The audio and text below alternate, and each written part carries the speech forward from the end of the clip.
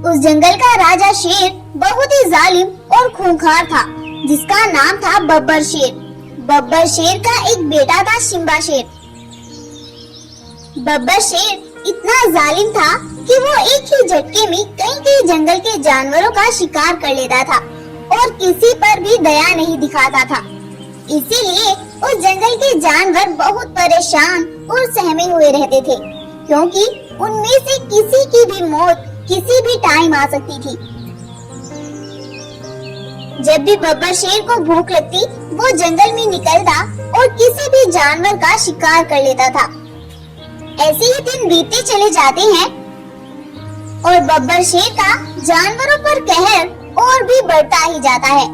एक बार शेर जंगल में निकलता है और उसे एक बकरी घास चरती हुई नजर आती है। वह उसके पास जाता है और उस पर अटैक करने लगता है। तभी वह बकरी डरती हुई बोलती है, अरे अरे महाराज, मुझे मत मारो, मैं माँ बनने वाली हूँ। अगर आप मुझे मार देंगे तो मेरा बच्चा तो इस दुनिया में आने से पहले ही खत्म हो जाएगा। प्लीज महाराज, मुझे मत मारिए। लेकिन बब्बर शेर कहाँ मारने वाला था और वह उस पर अटैक कर देता है और उसका शिकार कर लेता है। और यही से ही उसका बुरा टाइम स्टार्ट हो जाता है, क्योंकि जब हमारे पापों का घड़ा भर जाता है तो भगवान कुछ ना कुछ तो विपत्ति हमारे ऊपर लाता ही है। ऐसे ही कुछ उसके साथ भी हुआ।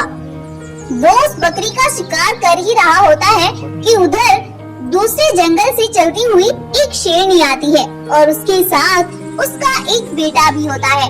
शेरनी का बेटा बहुत ही ज्यादा खूबसूरत था। वो दिखने में बिल्कुल सोने के जैसे था। शेरनी अपने बेटे को लेकर एक पेड़ के नीचे रुकती है। दूर खड़ी एक बकरी और भालू उस बच्चे को देखकर बोलते हैं, अरे भालू भाई, ये शेरनी इतने खूबसूरत बच्चे को कहाँ से लाई है? वो जालिम शेर अगर उसको पता चल गया तो वो आज ही इसका शिकार कर लेगा। हाँ हाँ बकरी, यह तो तुम सही कहती हो। चलो हम इसके पास चलकर इसको बताते हैं और इसे इस जंगल से जाने को बोलते हैं। ऐसा बोलकर वो दोनों शेरनी के पास जाते हैं और उसे जंगल से जाने का बोलते हैं। उनकी बातों को सुनकर शेरनी बोलती है, अरे तुम घबराओ नहीं, हमें कुछ नहीं होगा। हम अपनी हिफाजत अपने आप कर लेंगे और शायद तुम सबकी भी कर दें।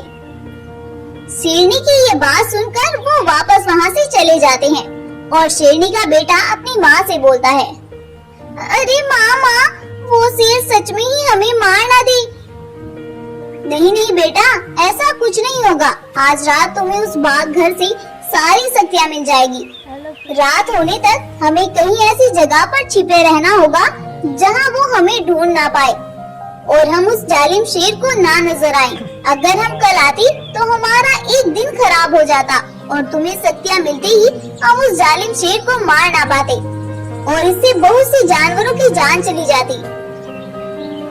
अच्छा माँ, ठीक है, जैसा आपको सही लगे।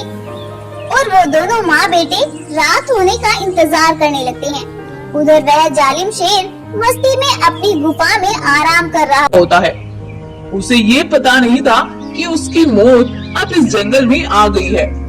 रात हो जाती है और उन दोनों माँ बेटों का इंतजार भी खत्म हो जाता है। वो दोनों जंगल में खड़े हुए होते हैं कि तभी उनके सामने एक बाघ घर प्रकट होता है और उसके प्रकट होते ही शेरनी का बेटा उसके अंदर चला जाता है।